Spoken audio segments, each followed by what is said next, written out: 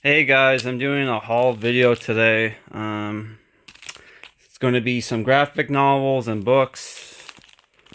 Yeah, I was very, despite the fact that, you know, I had like, I had a date on Friday. Which was pretty good. It was like 5 hours long. Holy crap, longest date I've ever been on, I think. Um, my weekend was pretty much planned wise was front loaded. So I was super bored for Saturday and Sunday. So like Saturday I went shopping. I went shopping for like used graphic novels at this one place that has like crap load of graphic novels for like half the price that you would normally pay. So a lot of these I paid like $10 or less for, and I got like 8 or 9 here, and these are pretty cool. Some of these I've never seen in stores. So this is volume 4 of Jeff Johns Teen Titans run. I paid $10 for this one. I'm pretty sure. Yeah, $10. Which Jeff Johns Teen Titans run. He never worked on X-Men. I remember it being pretty good when I read some of it in high school, which this was in the early 2000s, but so it would have been like before, it would have been kind of old at the time when I was in high school, but yeah, it was pretty good. And I think it was mostly the inspiration for Young Justice, which is funny because, technically it wasn't Teen Titans, but whatever. So I got Hawkman Awakening, art by Brian Hitch.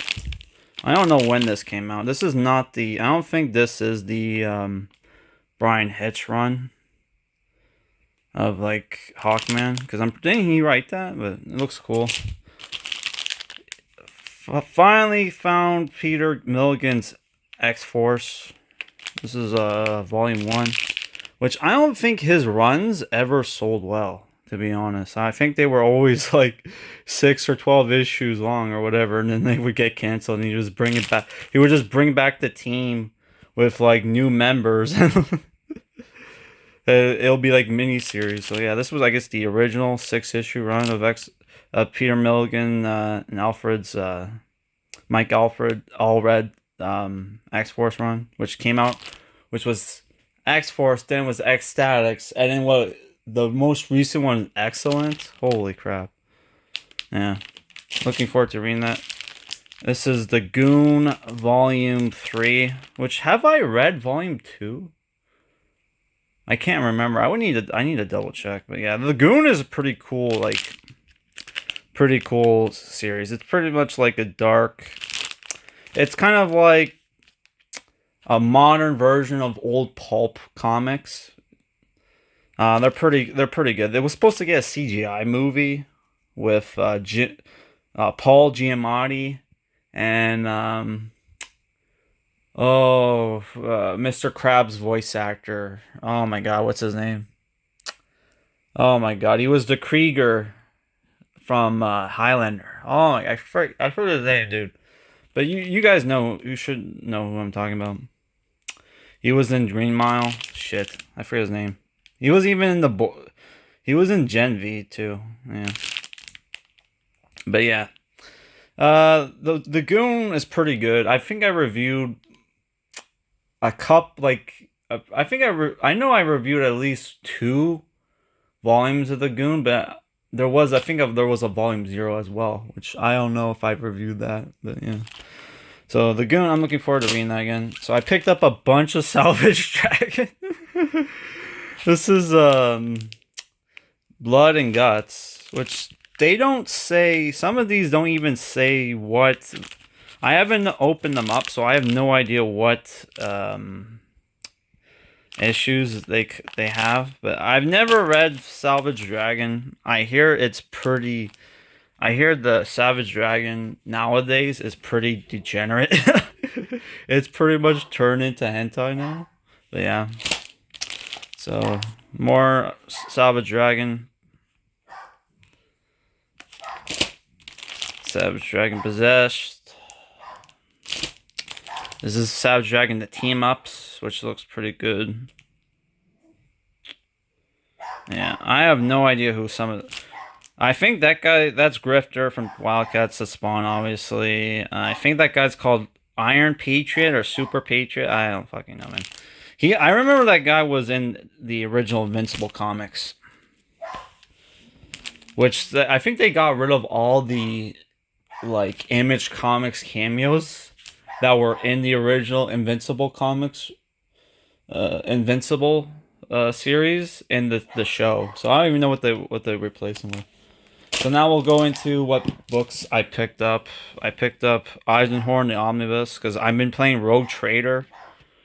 And Rogue Trader, I probably would have played a long time ago if I knew it was like a CRPG. I thought it was more like, because a lot of Warhammer games are basically just like simulated board games.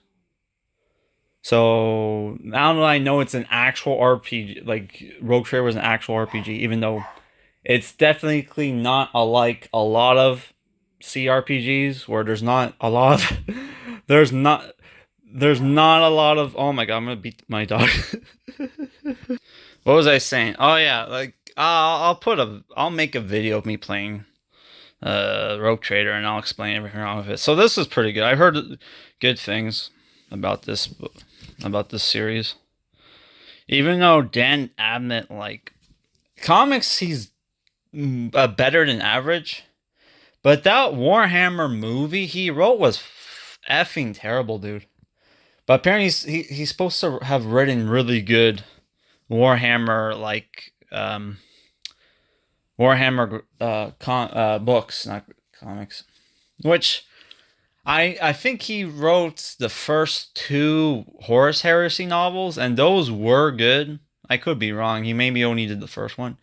But yeah, those first two were really good, even though I hate that they made the stupid Empire, like, instead of being ultra religious, they made them like hardcore atheists where they're going around killing people for being religious.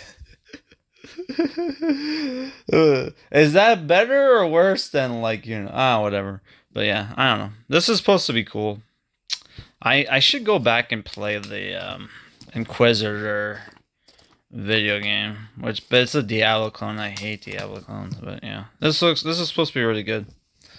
Other Warhammer 40k book I picked up was the Calpheus King anthology, which I first heard about this guy from, they did like Games Workshop did a really crappy like cartoon anthology series. I think it's called Hammer and Bolter, which I have a collection, a Hammer and Bolter collection. I never read it because I read the first one. I'm like, yeah, this sucks.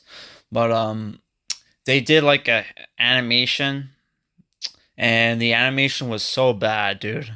But the art style was kind of decent because it was basically like in the same vein as the DC animated film. So it wasn't, the art style wasn't the problem. It was the animation was terrible, dude. But there was this cool fight between this character and an orc that was pretty cool. But yeah, this they didn't have his omnibus. Apparently the omnibuses are pretty good. So they just had this like anthology book which collects like his like short stories. There are actual omnibuses of this guy. Apparently there's like 11 books. So if I do eventually get the omnibuses, I'm probably gonna have to reread some of the fucking stories, but whatever. It's like 400 pages, so it collects where does it say? It collects The Old Soldiers Never Die and 13 short stories by Sandy Mitchell. So yeah. Next I'll get to fantasy books, which, oh my god. We have a Value Village in my town, dude, that used to have like amazing, like, I bought a lot of great books from there, but they used to have entire like shelves full of sci-fi and fantasy, and I went there today, dude, and like, Jesus Christ, the sci-fi and fantasy was in a tiny corner of a shelf. So the only books that they had that were kind of worth getting was like Piers Anthony's books, which, oh my god, dude, this guy is a very I got like a Alan Dean Foster book, which this book I read the back of it and like, dude, this it sounded like it reminded me of Ultima. Ultima 6, where it's like, oh, this MTV teen gets isekai to a fantasy world. So it was like, it's like that, dude. So I'm like, oh shit, I'm gonna read that. That sounds interesting. And Alan Dean Foster is supposed to be a really good fantasy author. But yeah, I picked up two Piers Anthony books. Well, this is supposed to be 3 books in one, but yeah. On a Pale Horse, which is book 1 of the Incarnations of Immortality, which I have no idea what this series is about, because it looks kind of cyberpunk, but in some of the other books looks fantasy, and this one looks like it's a mix of sci-fi and fantasy. This is the what is it called? Battle Circle. So yeah, looks cool. Saws the rope, Var the stick, neck the sword. I don't know, man. Oh, so it's a post-apocalyptic book? Oh, I guess it was another book I was looking at that was sci-fi fantasy, because they had a bunch of Piers Anthony books. Which Piers Anthony is like Jesus fucking. Piers Anthony is known for the Xanth novels, right? This is Spell for Communion, which is the first one, which is a reprint, which has a really crappy cover. It's like 400 something pages long, and really good book series. And I read this book series because I was following this guy who does like comic book movie rants, and he's also into fantasy. So I saw that, you know, he did that really good like Dungeons and Dragons Honor Among Thieves movie review, right? Where he rented, like, it was like 50 minutes long. Had like a lot of Spoonie vibes, and I asked him, hey, what are some good like I noticed that you're into fantasy books, right? What are some good like fantasy what's some of your favorite fantasy novels or whatever? And he's like, what the fuck is with the random question? Where did this come from? It's like, dude, I've been binge watching your videos. I noticed that you're in the same shit as me. That's where that fucking comes from. But whatever. He's like, he eventually did answer, and one of his favorite offers was Piers Anthony.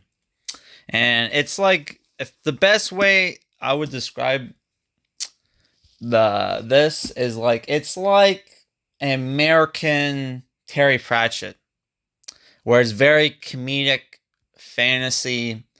Not a lot of, there's action, but it's not like, the action comes more from like problem solving and how to get out of jams. It's not like, oh, I have to like, you know, sword and sorcery, even though there is magic, right? But the problem with this series is that Piers Anthony, I looked him up on Wikipedia, and they accused the guy of being a pedophile.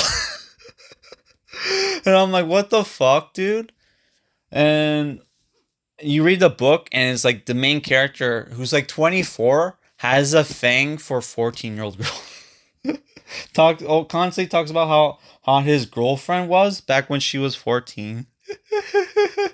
And then there's like this sorceress who's like, how magic works in this series is like, everybody has one magic. It's not like everybody has everybody can do different kind of spells. It's more like everybody has one magical power, right? In this magical kingdom, and one like he runs into the sorceress whose magic power is illusions, right? She's like a genjutsu master, and she tries to seduce him, and she constantly changes her form. And then the only time he was tempted, when she turned into like a 14, like a fucking teenage girl, dude. It's like, what the fuck? This is fucked up. Holy shit, dude. So I don't know, but that could be this was written in the 70s, right? And it could have been, that was during the hippie moment when there was free love and all that shit. So maybe you know, that this was Wikipedia, so maybe he's just in that novel that had the creepy shit, and like, you know, that was just the main character was a fucking perv. So I don't fucking know, but yeah, Because like I've watched people talk about Piers Anthony, they never mention that. So it's like it could be just that one fucking book, and someone read the one book and was like, oh, I'm gonna write that he's a pedophile on this fucking book.